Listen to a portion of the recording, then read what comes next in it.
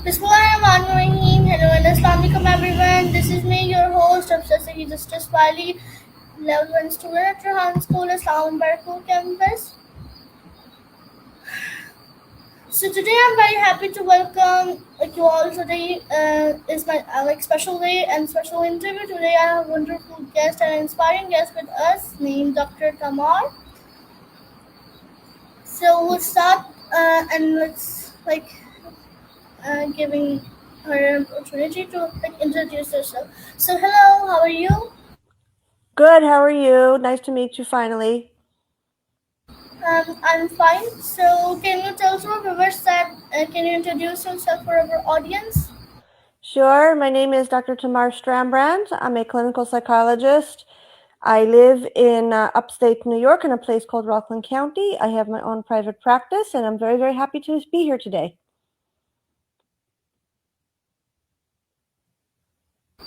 Okay. So my next question from you that can you tell to our viewers what inspired you to choose psychology as your career, as your stream career? Sure, I'm actually a new psychologist. I was an occupational therapist for over 20 years. I became an occupational therapist when I was 22, and I went back to school in my 30s, and I became a licensed psychologist about 3 to 4 years ago. And it was something that I never knew I wanted to do. It was something that I knew I did not want to be an occupational therapist anymore. My husband suggested to try clinical psychology, and they had a program that I was able to go do online because I was raising children and I had a full-time job. So I was able to do it flexibly at night, and it took many, many years. And I'm glad I did it because I really enjoy it.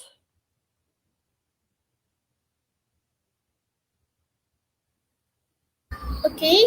So my next question from you that what has been one of the most meaningful moments in your professional journey? Do you think that? There's not one single moment alone that has been meaningful to me. I think what's meaningful to me is when I go into a session with someone that I've been working with for a while and they tell me some progress that they've made because of the work we've done over time. And those moments are very, very meaningful to me because that means that the work that I've been doing and the seeds I've been planting have been growing and helping people. And what's more could a person want than to know that they've been making an impact positively in someone's life? Okay. So my next question from you that why do you think mental health is too important in our daily lives and what that required a mental health? Well, without mental health, we don't have motivation to do much. We don't have motivation to achieve. Balanced mental health is very, very important in order to be able to make clear-minded decisions, in order to preserve relationships, in order to process information properly. And if we don't feel good about ourselves and our bodies are going to break down, get sick, we're not going to be able to think clearly. We're not going to be able to live in alignment with our values. So we need mental health to maintain a balanced life on a day-to-day basis. Okay. So my next question from you that what are some common micro habits, micro expressions people have about the therapy? I had a hard time understanding. Can you repeat? Yep, I can repeat. Please I'm repeat. saying that what are some common micro expressions in a patient people have about some knowledge about and when condition like a mental health therapy?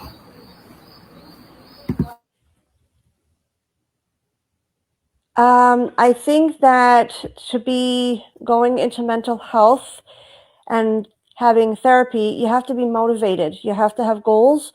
You have to have an awareness of what it is you want to change. You have to have an awareness of why it is you decided to go into therapy in the first place. And I'm finding nowadays that a lot of people are starting therapy and then they quit very, very quickly. And I think that the reason why they quit quickly is because they didn't really know why they were doing it. They know they want to feel better. They know something's wrong. They know that there's changes they want to make in their life. I think that they have magical thinking sometimes and think that a therapist is going to be able to, fix everything for them, but that's not the truth. A therapist is someone who has training and can listen and figure out patterns and help provide ideas and plant seeds of where the change should happen. But I don't think that most people realize that. And when they go into therapy, at least for the first or maybe second time they're trying it, they're not really ready. So it's very, very important for people to really, really think about why and what therapy can do for them and why they're going into the process, and to understand that they're going to be doing a lot of work. It's not the therapist really doing the work. The therapist is putting the story together and figuring out what parts of the story that the person is teaching them about needs work and change, and the therapist can provide the insight and the skills and the help, but the person has to do the work themselves.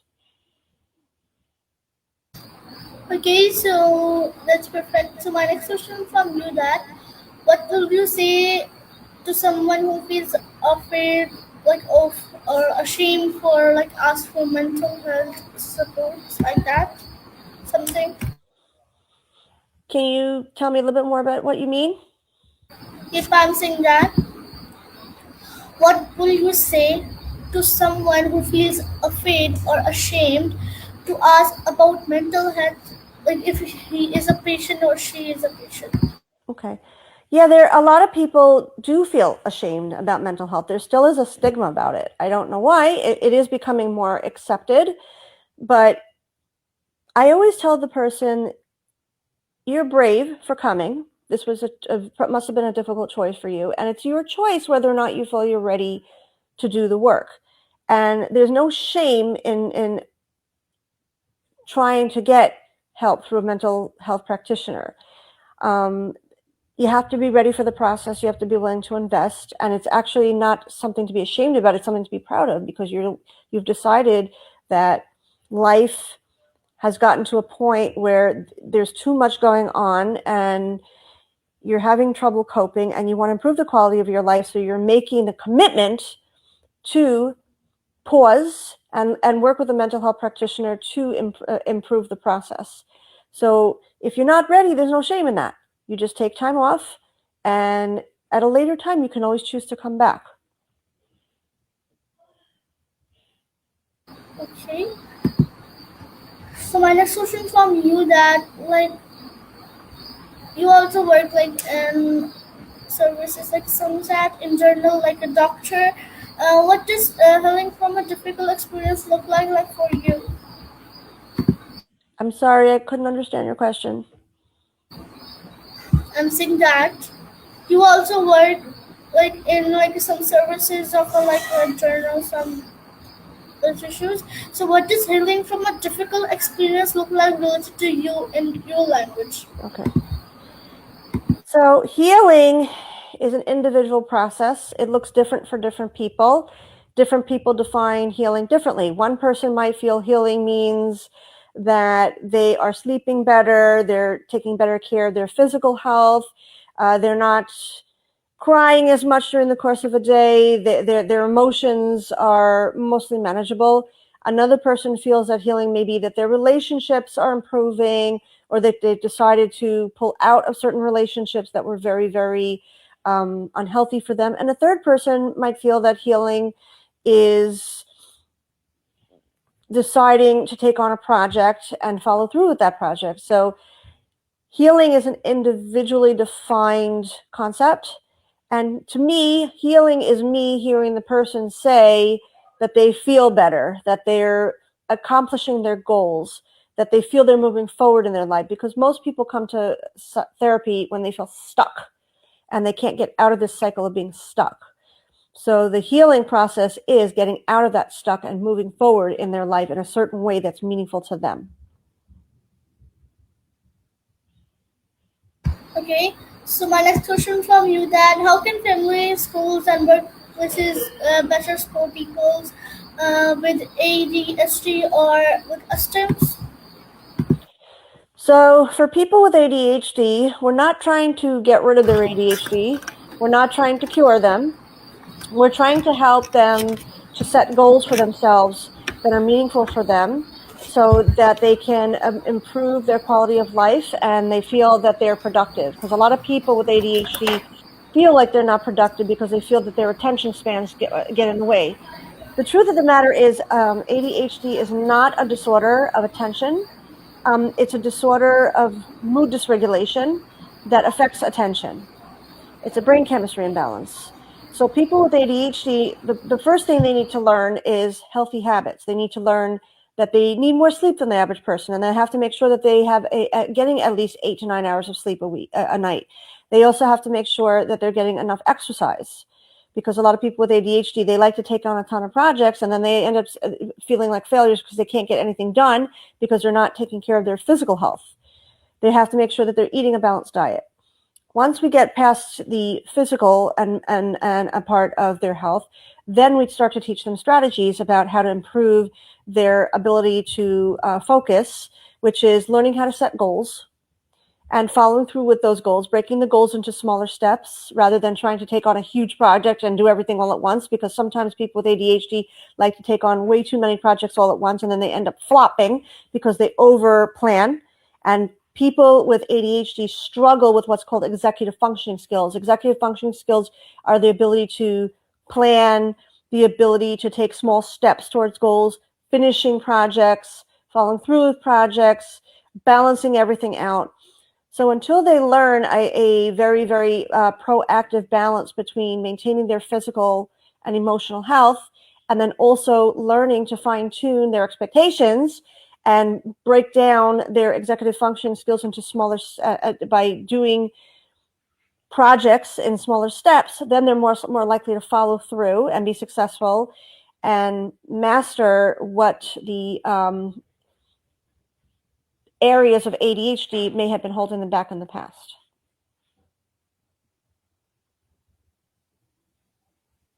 Okay, so my next question from you that, like, wait, how can people like support a friend or family member who has like some experience,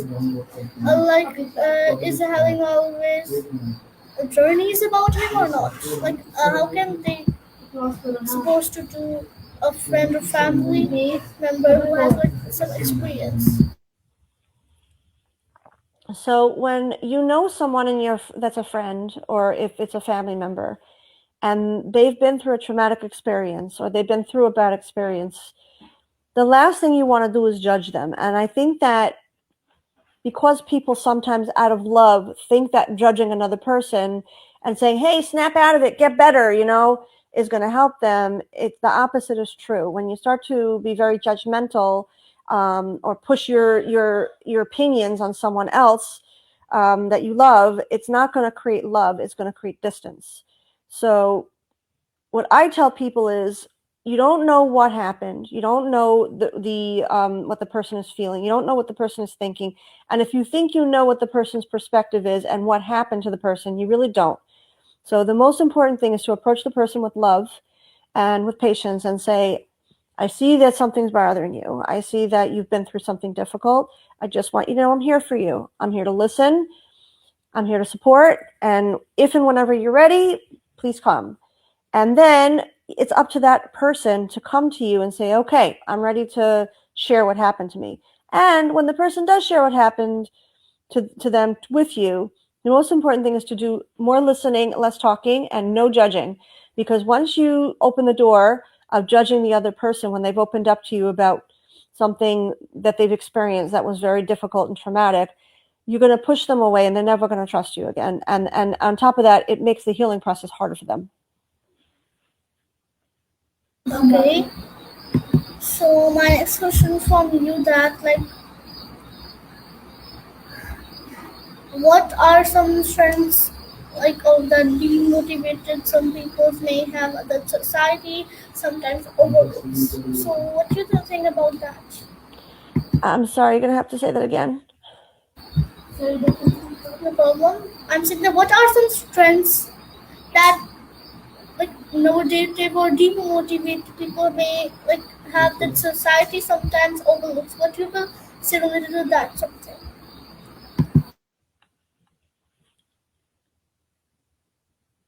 I think that in our society, we have a hard time being able to relate to other people. It's hard to open up to and trust other people because of a lot of things that have been going on in the world. And I think that we just need to try to be caring and warm and supportive. You never know when a smile that you give someone in the street is going to change their day. You never know when paying for someone's coffee without them even knowing about it or knowing who you are is going to change their life.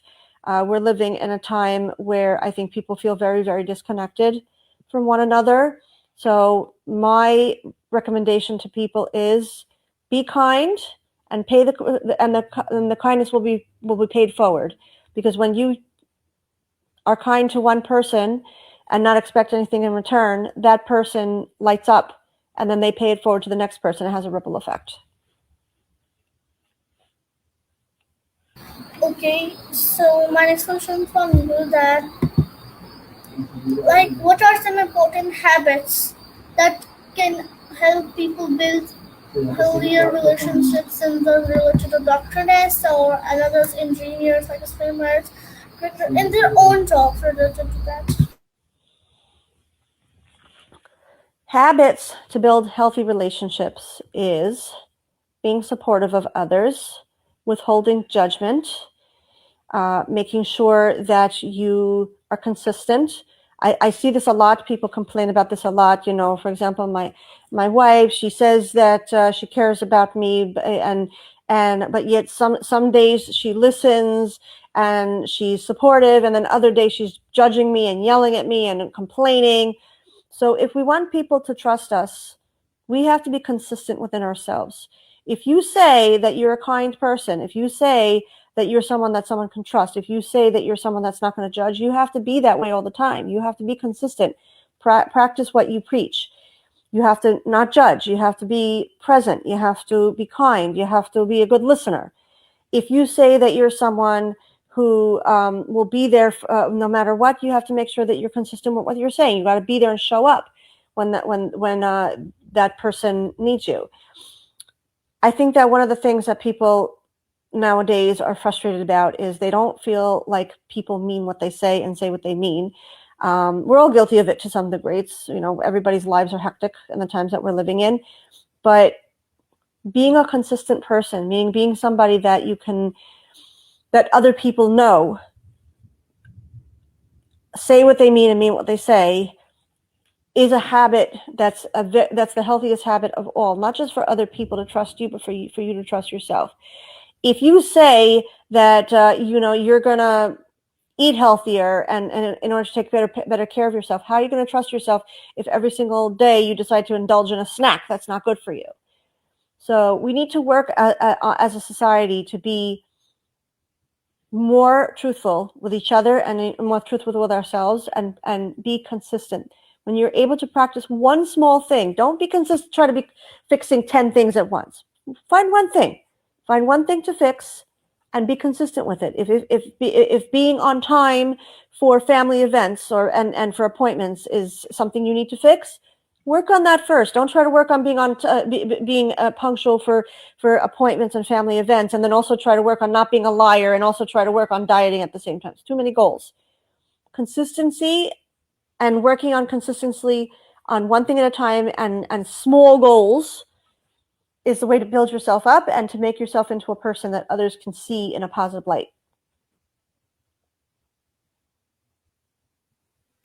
Okay, so my next question from you that can people communicate better during like disagreements or difficult situations in their own like family matters? Yes, they can, and you can learn skills to communicate better. There is a good mental health clinician who specializes in family therapy is a good start, or there's plenty of YouTube videos out there that can teach communication skills. I'm happen to be a very, very fond believer in the dialectical behavioral therapy / DBT approach of interpersonal effectiveness. The interpersonal effectiveness model of DBT does exactly that. It teaches you how to speak clearly to another person and communicate what you want step by step so that they can understand you, but it also teaches you how to be an active listener. Active listening means not talking and really, really paying attention when another person is speaking to you and trying to communicate with you. I don't see that a lot. And I'm guilty of it too sometimes, not when I'm a therapist, hopefully, when I'm being a mother or a wife or a friend. We need to learn to really listen and hear what the other person is saying. And sometimes to really hear what the person is saying, you might have to say to them, I'm really, really, really want to understand what you're saying. And I heard you say this. Did I say it correctly? Did I say correctly? Is this what you were trying to say? And if the person says, no, you didn't hear me correctly. This is what I was trying to say. And just keep doing that over and over again until you really, really, really hear what the other person is trying to say and they're able to clarify it to you. One of the biggest problems we have in our world is miscommunication, and miscommunication causes a lot of the stress we see. And miscommunication sometimes leads to wars between countries and cities and towns. So I would say that as a society and as a world, we really, really need to work on improving communication from one person to another. And as we do that, we see people's mental health individually and collectively will start to improve, and maybe we'll start to see a happier, healthier world with less wars in it. Okay. So my next question from you, that what is one simple thing people can do to make better care of their mental well-being in your mind? Small things. I mean, I spoke about a few of them. One is learning to be better at listening rather than talking. I think in our society, we tend to be very, very quick to respond rather than listen. And if we had listened fully to what another person had said and tried to figure out what they meant, maybe we wouldn't have responded the way we did. And when we respond quickly and think we know what the person meant and the other person didn't mean that, we create distance. So that's one thing one thing I think we need to do. I think we also need to do a better job of self-care and making sure that we are balancing our diet with proper sleep and proper exercise. I think that we need to really, really work on fine-tuning the family unit. The family unit is the cornerstone of society. If the creator who created all of us wanted us to just be perfect, he wouldn't have had to create us starting off as babies that somebody had to raise from birth. The family unit is the cornerstone of what builds a human being and what builds the society. So we need to do more work with families, really having family time, spending time talking to each other, doing things together, and having good communication. And then after that, we need to start seeing institutions within the society, neighborhoods, communities, businesses that are doing something from a collective point of view where there is more work on people building each other up and supporting each other within these institutions. There's really, really great communities have like community events that are very inclusive, that are frequent, that are affordable to all,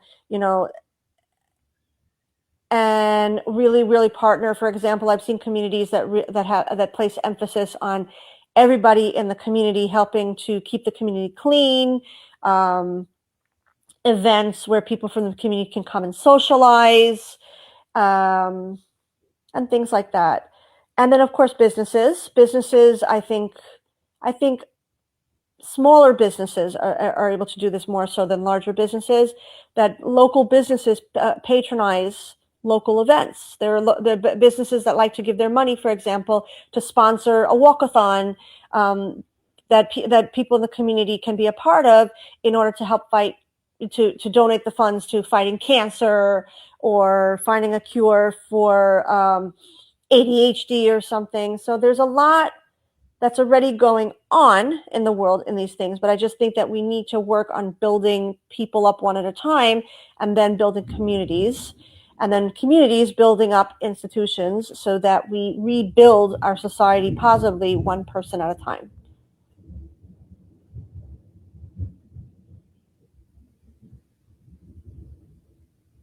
Okay, so my last question, sorry, my second last question from you, that what advice will you give to someone who is going through a difficult like time in doctorness or in with patient of that like mental health, like these types of services? Okay. Nobody on the face of the planet isn't dealing with mental health issues. It's not possible. All you have to do is turn on the TV and you hear the news of what's going on in another part of the country, another part of the world, and it's going to affect you. We all know that the economies of the world are in the trash right now. There's so many people struggling financially, and if you're struggling financially, you're going to struggle in another area of your life. So what I think we need to do is we just need to send a message from one person to another, that each person counts, and that we are here for each and every person to build them up. And even if it's just being a good listener, we all have the same common goal as humans. We want there to be peace. We want there to be no more wars. We want there to be no more economic problems. So pay attention to what's going on around you. Find out. If you hear that you have a neighbor 3 houses down that's a single mother, and she's trying to hold down a job, and she lost her babysitter, recommend a babysitter, or say or maybe put together a group in the community. Okay, on Monday I'm going to watch her children while she goes to work, and on Tuesday the next door neighbor will watch her children while she goes to work. Or maybe we'll put together a GoFundMe to try to help raise money, so that this single mother can not have to worry about working for a little bit until she can find another babysitter. Pay attention to what's going on in your community. Pay attention to what's going on in your home. Find out what's happening with the people in your house. Are they going through anything? And if they are, listen and figure out ways to try to support them. We need to rebuild people one at a time. And when we rebuild people one at a time, we will build families. And when we rebuild families, we will build neighborhoods. And we will rebuild neighborhoods, we'll rebuild communities and cities and states. And we'll see a better world.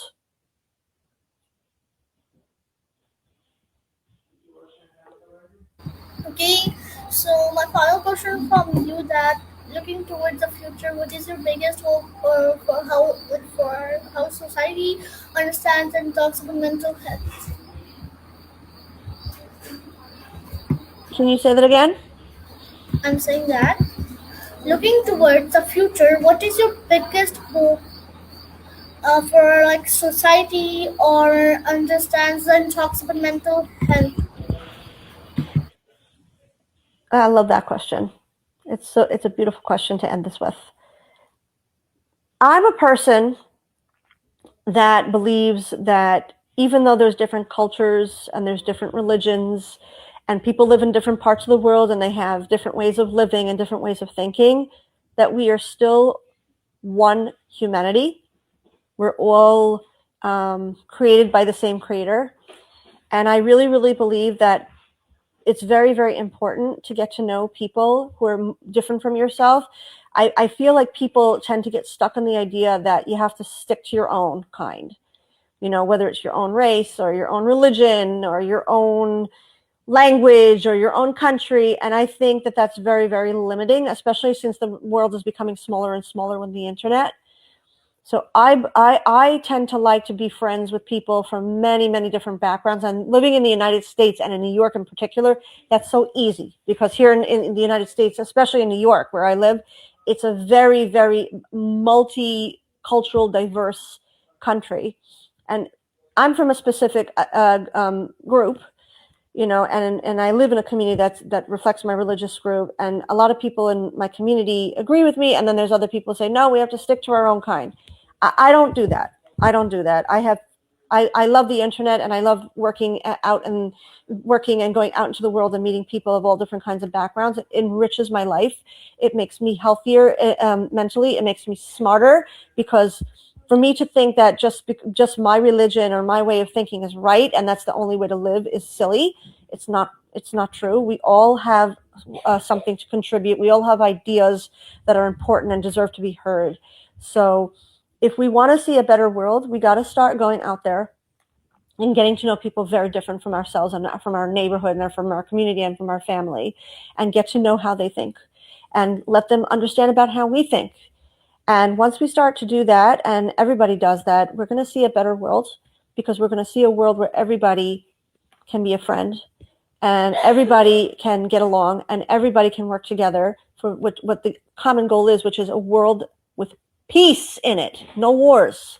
This is not kumbaya. This is reality. The world has been plagued by wars for centuries. It's time for it to end. And I think that we're getting to that point now. And the best way to do that, and America has been, by the way, the first experiment in the history of this world in this, because of how culturally diverse we are, is go out there and get to know people different from yourself and get them to understand you too. And let's make this world a better place together. Okay, so my next, this was my interview. I hope you like it. Thank you to join. Thank you, Dr. Sharma, to join our show. Thank you so much again, Dr. Tamar, for joining us today and sharing your valuable knowledge, experience, and inspiring thoughts. It was truly wonderful speaking with you and learning more about mental health, healing relationships, of the importance of understanding always and others. Your message and your work can inspire many people to speak more openly about mental health or and to remember to and asking for those type of questions and signing of strength. Thank you once again for giving a valuable time and being such a wonderful guest. My pleasure. Nice to meet you. Nice to meet you too, and thank you everyone who watched our inspiring interview, supportive interview. I'm Hafsa, just as well. Keep learning, keep growing, and always remember to treat others. Hafiz, Pakistan, Zindabad, Bihar, Zindabad. Allah Hafiz everyone.